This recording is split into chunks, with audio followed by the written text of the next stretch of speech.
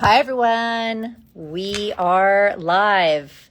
Hello, Instagram. Thanks for joining us. I'm just waiting for my guest, Dr. Kyle Stephenson, to join me. Thanks so much for joining in, everyone. And I think Kyle Stephenson is a all questions are welcome. There is no bad questions when it comes to sexual desire. Hello, Kyle. How are you?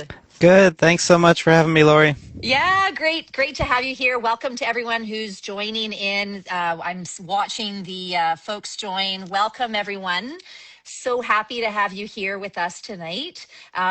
We are going to continue our series on all things sexual desire. You probably saw in the title of tonight's discussion, it's the mind-body approach. Mind and body approach, not mind or body. And you and I will get into that tonight in our discussion. So welcome, everyone. I'm Lori Brotto. I'm a professor of OBGYN at University of British Columbia in Vancouver, Canada, and a licensed psychologist, a lover of all things sexual desire, especially sexual desire in women. And I'm so happy to have my guest, Dr. Kyle Stephenson, a dear colleague, friend. Kyle, do you want to introduce yourself? Yeah, Kyle Stevenson. I'm a professor of psychology at Xavier University at Cincinnati, Ohio. And it's been fantastic to be working with Lori these past 10 years in this area. It's very important to me. Awesome. Okay. Wow. The numbers are just pouring in. Hello, everyone. Tonight we are talking all things sexual desire. And as always, we do these Instagram lives as a way of connecting with you, the folks out there who want to learn more, want to improve your sexual health and well-being. And our mission is really about taking really good scientific information and distilling it and making it in a very accessible way so that you can use it in your own lives. So that's really the goal of these sessions that we're having. It's the second part of three. And tonight we are going to be talking about all things mind and body. So I'll kick us off. So, Lori, first question to you. Why do so many people assume that low desire is mainly a hormone problem? And what might they miss if they only look for one physical explanation? Yeah, I'm so glad we're starting with this question. It's a great question, one that comes up so often when we meet people for the first time, as you and I do so often, Kyle, in the clinical Mhm. setting. And I think part of the reason why people assume it's a hormone problem is, first of all, right now, there's a lot of really good public discussion on social media right now, especially in midlife women, on the Mhm. effects of menopause on health and well-being. And much of this conversation is focusing on hormonal changes that happen with midlife. So we know in the perimenopause, which can last up to 10 years, it's this erratic phase of ups and then downs of estrogen and progesterone with an overall decline, but it really is characterized by this kind of zone of chaos where these hormones are rapidly cycling up and down. And it might make you think that hormones are exclusively responsible for all menopause symptoms, all the hot flashes, all the night sweats, all of the difficulty thinking, all the sexual changes. But we know that even outside of menopause influences, it can be easier to look for a hormonal cause to a person's low desire because then we think we can measure it and resolve it and get Mhm. on with our lives. But when it comes to sexual desire, and in particular, our area, which is low sexual desire, it's been studied quite a bit. And it turns out that there's actually no relationship. Lots of studies have looked at this, no relationship between blood measuring of testosterone, which is one of the important hormones, not the only one, but Mhm. certainly one that we think a lot of when it comes to desire. So no relationship between blood levels of testosterone and a person's level of sexual desire. So if we focus only on hormones, we might be missing all of the other important contributors to a Mhm. person, in this case, a midlife woman's level of sexual desire. And we miss all of the other important things like what's the role of the other medications that she's on, or Mhm. surgeries, or stress, or anxiety, or depression, or Mhm. child rearing, or caring for elders, or body image. I mean, the list can go on and on. I know we're going to unpack some of that. So, hormones are important, Mhm. but they're certainly not the beginning nor the end of the story. Hmm. So, let me ask you a question, Kyle, and Hmm. that is, the topic of tonight's discussion is the whole person, the mind Hmm. body approach to sexual desire. What does that actually mean? Yeah, in especially in the wellness area and in women's health, there are so many buzzwords, right? And there are so many concepts and phrases that can mean almost anything, which can sometimes make them mean not much of anything. But this really is important in low desire because, as you were just talking about, there are so many different factors that tend to be involved. And I think a really important distinction is between a trigger of something like low desire versus what maintains it on a day-to-day basis. So in many cases, you can have a trigger that comes from one area. It could be childbirth, it could be a depressive episode, it could be perimenopause, or it could be a trauma. It could be changes in a social situation, a partner leaving, conflict in the relationship. So sometimes it is really one major factor that comes in and initially starts this cascade of low desire. But then when that is experienced on a chronic basis, it tends to have this variety of emotional consequences, social consequences. Hmm. It does change relationships and biological consequences. And another layer of complexity, those then all tend to reinforce one another. So then what you typically end up with, not in every case, but in many cases, is that you have these interconnected biological, psychological, and social factors that are all keeping the low sexual desire locked in place. So on the upside, what that means is that you can actually intervene in multiple ways. And it also sometimes means that you need multiple approaches at the same time. Hmm. I think of a patient I saw a number of years ago who she came in experiencing low desire, and it was from a combination of factors. She had given birth recently, she had left a job that she really loved, and she was trying to cope with a really rapidly changing political situation here in the Mm. United States. Hmm. Hmm. And so all of these things came together to cause, changes in attention during sex, changes in beliefs about herself as a person, poor body image. And we did a lot of good work in context of individual psychotherapy to help her really look at some of these beliefs, look at the ways she was coping. But there was always a ceiling of how Right. much that could really translate into her sexual experiences until a couple of months into treatment, we got her partner involved and really started addressing the social aspect as well. Right.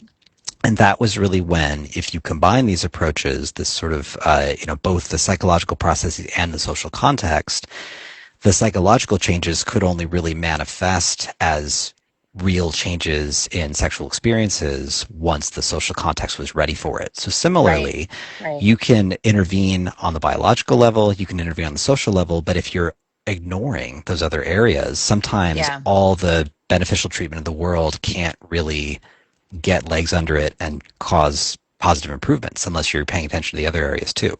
Yeah, yeah, makes sense. And Yeah. I know we haven't started talking about treatments yet, but we Hmm. will, Right. probably later in this conversation, and most definitely in our conversation next week. And I'm Hmm. sure for people tuning in, they're thinking about, well, how can a single treatment address all of those different Hmm. multiple parts, right? Right. Right. And do you hear that in the patients that you see? I do, and I think it's such an important the story that we tell ourselves about the nature and the causes of our problems. It Mm, really helps us decide, I only have so much bandwidth. I only have so much effort to put towards problem X.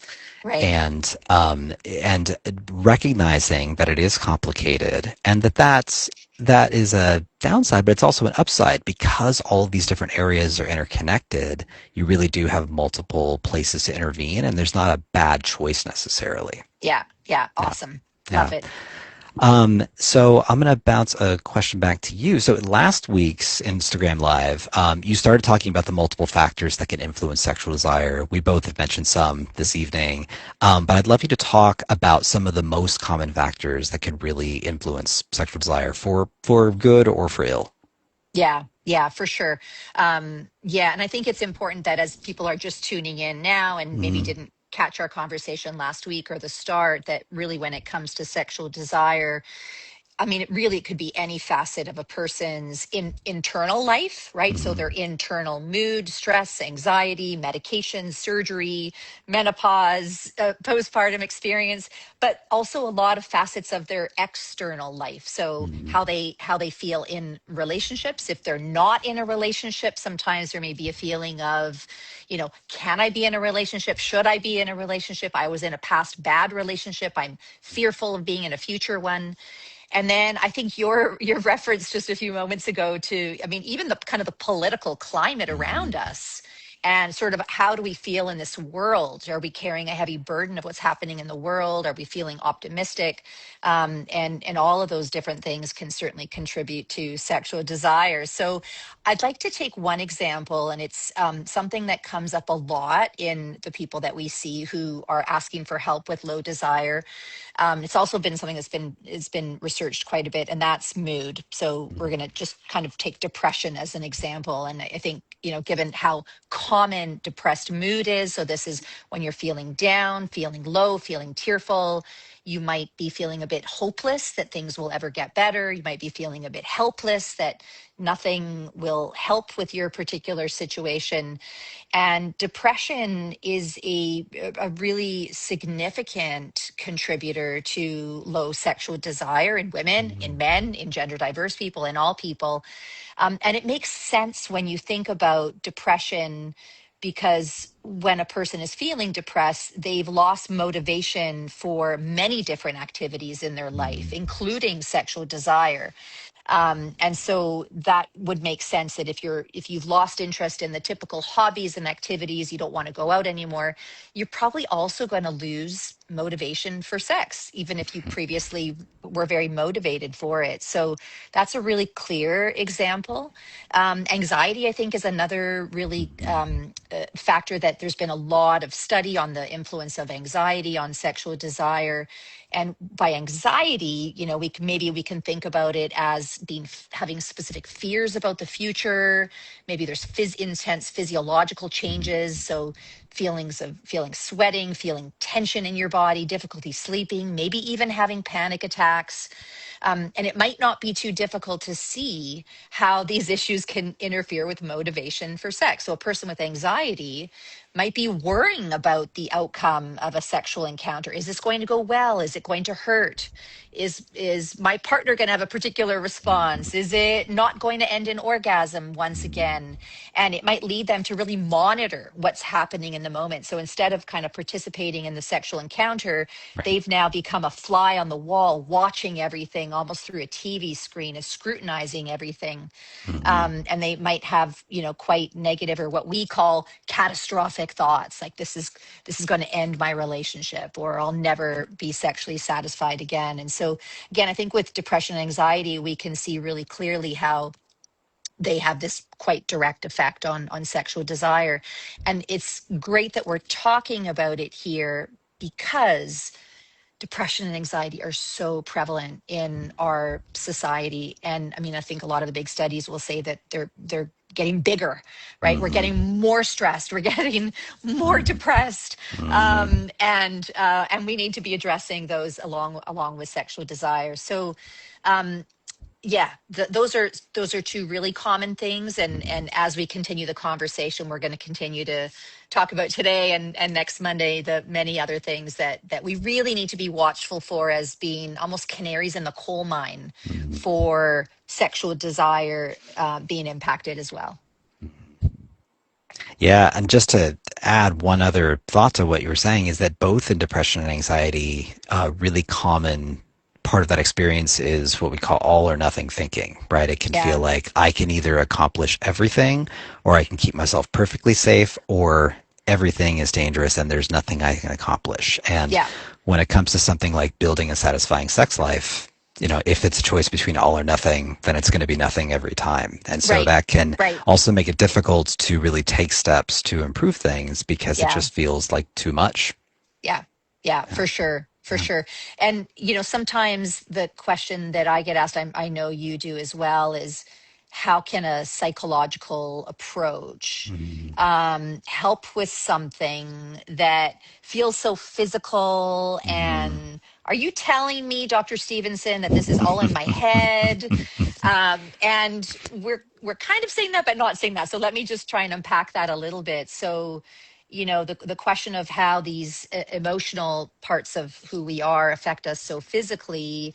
I mean, we don't separate the mind and the body. Every kind of thought and emotion that we have in our brain and our mind has a physiological counterpart in our body, and vice versa. So it's artificial to separate those two things.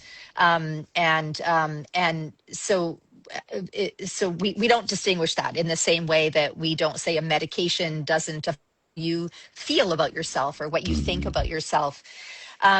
But we also know that that psychological approaches that you and I spend so much of our time studying and practicing, that they're rooted in the brain, and that these emotional states can affect things like attention, right? So attention, also where we pay our attention, also directly affects sexual desire and sexual arousal.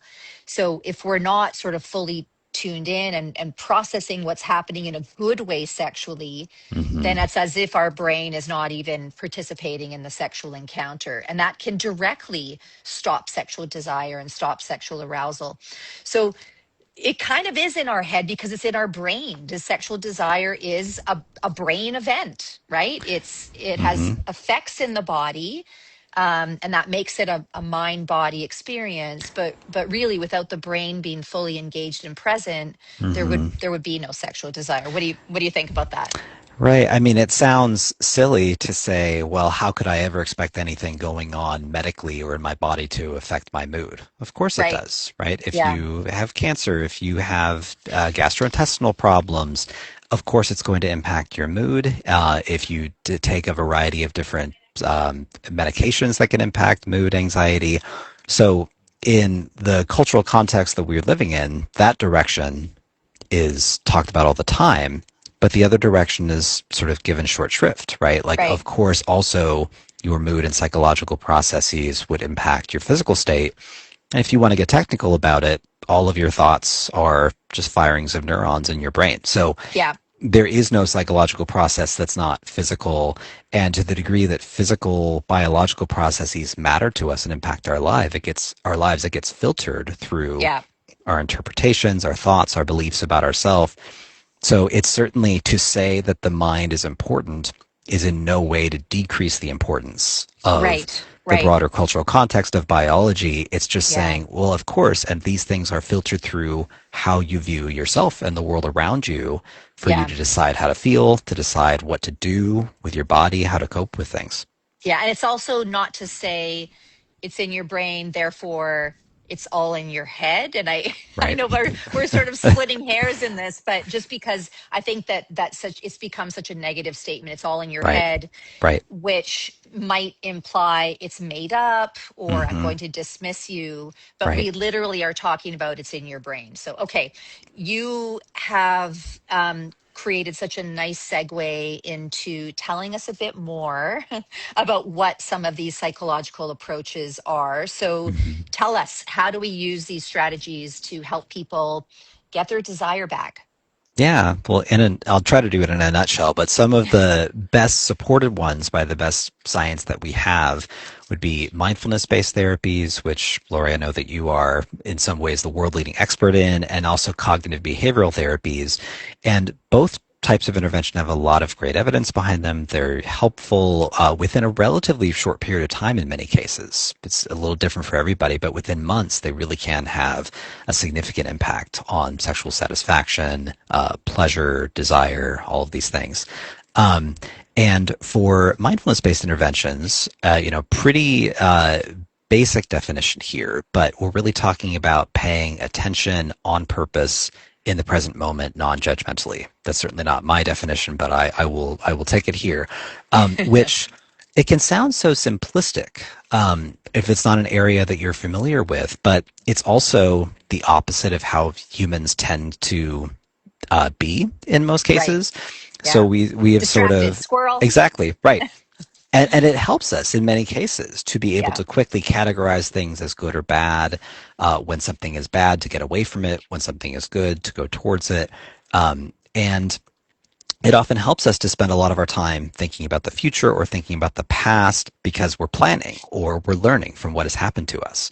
So it's not that it's that mindful attention is necessarily good and the opposite is bad, but we don't, in this cultural context, have as much opportunity to bring this quality of attention and allow our experiences to be as they are without immediately reacting to them in an instinctual way, and instead allowing them to exist, in some ways even welcoming them in, showing ourselves that we can do that. We can exist as we are, and that can allow for much more effective decisions about, Yep. do I actually need to change this experience? And if I do, how might I go about that in a way that's in my long-term best interest? So if I feel physical discomfort, can I just escape the situation, right? So if sex is painful, certainly at a certain level, you listen to your body, but if there is minor discomfort during sex, to be able to bring a quality of attention that says, yes, this is an experience and a sensation that I'm having.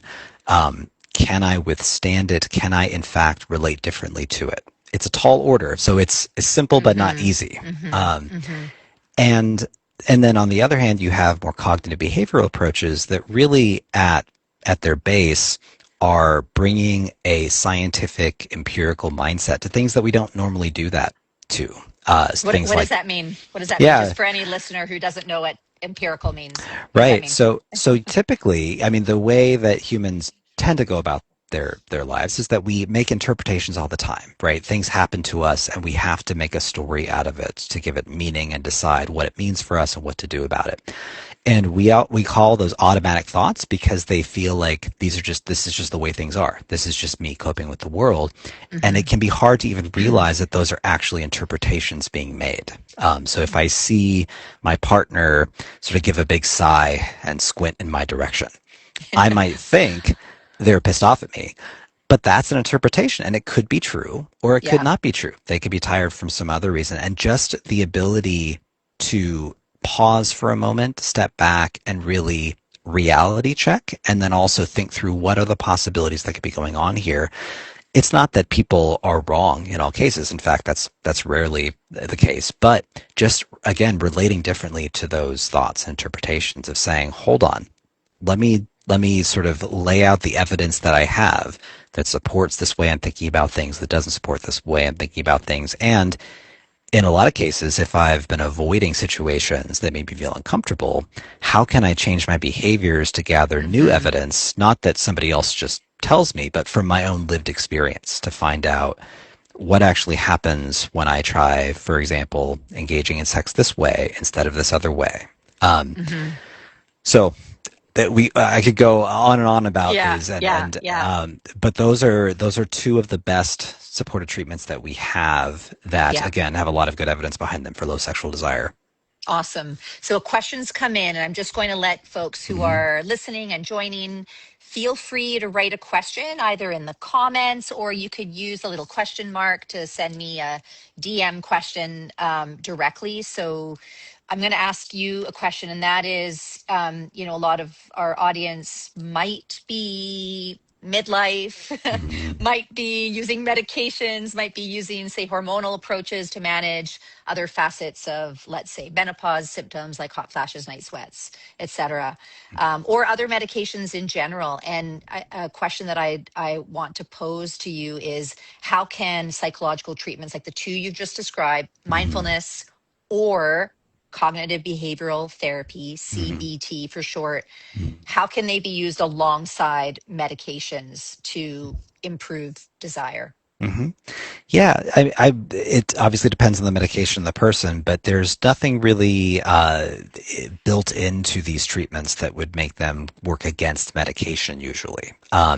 And in many cases, there can be, a synergistic effect where not only can medication and a therapy both work, but they can each help the other one work even better. Um, Right. so this is often done for things like depression, where people will take an antidepressant medication and they could have therapy, whether group therapy, individual therapy, whatever it may be. So, I mean, I'd say the easiest answer in most cases is that try both and see how it works for you. Mm-hmm. And there can be cases where they can sometimes more treatment is not always better. So Right. there's not as much evidence in the area of low sexual desire, but a situation in what's called panic disorder, which is a sort of psychiatric diagnosis that not only will you have panic attacks, but there is so much fear about having the next attack that it's Hmm. going to harm me in some way that there tends to be a lot of avoidance of triggers of those attacks. So your life gets narrower and narrower because you're starting to just want to avoid the panic attacks. There's a famous study from a number of years ago now where there was a comparison between medication for panic disorder, uh, cognitive behavioral therapy, or the combination of those two, and then a placebo. And sort of surprising, the best long term outcomes were not from the combined treatment, they were for the therapy alone. Which is sort of counterintuitive finding, but Hmm.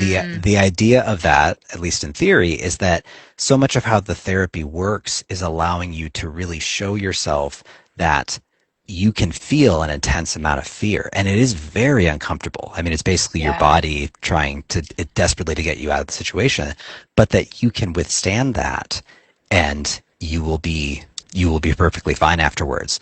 And if you're combining that approach with medication that suppresses or lowers that physical anxiety response, it actually makes it harder to learn that it's safe.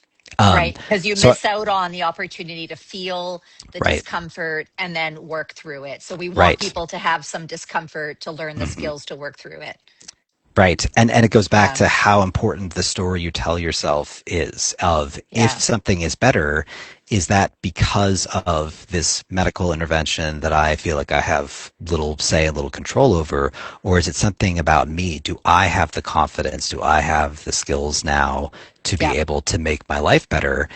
That's a hugely important thing that people learn in Makes the context sense. of therapy. And medication doesn't necessarily take away from that, but Yeah. it can. Awesome. Okay. Great. Glad we Great. covered that because that does come up a lot. So Laura, maybe one last question that I Sure. have for you. So, you and I have been working for quite a while now, trying to make these treatments that we're talking about more accessible to folks. So, if you would want to take just a minute or two and share a bit about our story and eSense and how and why Yeah. we created that. Yes, yes. I would love to. It's been a fun journey. It's been a probably a decade long journey, Kyle, Hmm. something like that. When we first Hmm. had our first conversation, started an email, and then we hopped online, and we were both. I remember pretty frustrated that that there were these really great psychological treatments. You just described them so well. And yet, most women with low desire were just not accessing them. Whether it's because of ongoing stigma around sexual health, especially that clouds women's sexual health, or they were embarrassed, or the cost in getting these treatments, or I mean, there's a multitude of other barriers as well. And so we came together to explore whether packaging these two treatments, again, CBT and mindfulness, into an online program that looked kind of like an app Hmm.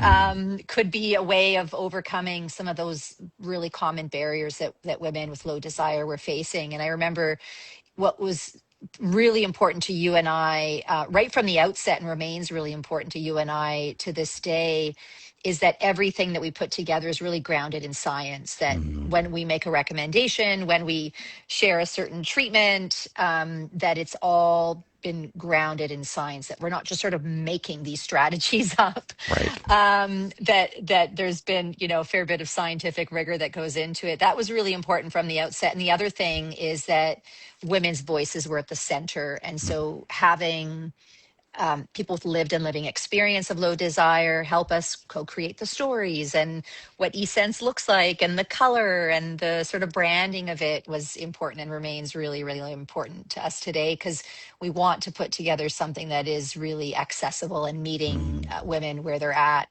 So I think this conversation that we've been having around the mind body approach, I mean, eSense very much reflects that mind body approach to understanding low sexual desire. Because, first of all, it acknowledges the many, many Hmm. different causes for low desire. And for one person, it's going to be slightly different than the next person, and so on.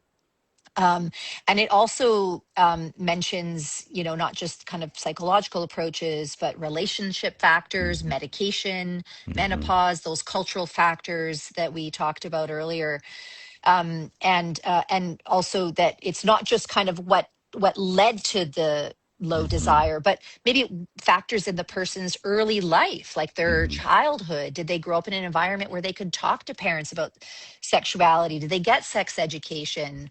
Were they shunned for asking questions, or maybe they were caught touching themselves, and that memory of that event stayed with them? And so that also goes into the early parts of eSense, where we introduce kind of the factors of low desire. So I'm really proud of what you and I have pulled together, and Hmm. I think that it's going to be a really valuable resource. Again, we know that low desire affects upwards of 40% of women and gender diverse people across the lifespan, and that most of them never get access to care. So Yeah, that it's was been a great to pull this great, together. yeah, great summary of a decade of work. And I think that this is the tension, right? Is that when you follow science, it's not simple and it Yeah. is complex. And at the same time, you and I have both seen how life-changing these treatments can be. And, I really do think eSense is a good faith effort to just bring it to more people than could access it otherwise. Yeah. Yeah. Yeah. Excellent. Okay. We are out of time, but we're going to do one more of these conversations. And we're going to talk about menopause. Kyle, are you ready? Uh, I will prepare myself as much as I can. I am so glad that menopause is getting its moment finally and being discussed. Yeah. And I will do my best to contribute to that conversation. Yeah. So we're going to do same format, Instagram Live, 1 week today. And we're going to have this conversation at 5 Pacific, 8 p.m. Eastern. For those of you who aren't yet following us on our Instagram channel at eSense Health, it's pinned in the comment. Feel free to follow us there, and you'll come across some more eSense specific content and find out about all the exciting things we're doing. And Kyle, it's been an awesome conversation. Thanks so much for joining me, and thank you all for tuning in. Keep your questions coming to us, and also if there's other topics you want to hear about in this live series, maybe I can convince Kyle to jump on and do a few more of these lives with me. Always looking for an excuse. It's always a good conversation. Thank you all Yeah. for joining us. All right. Have a good night, everyone. Take care. Bye.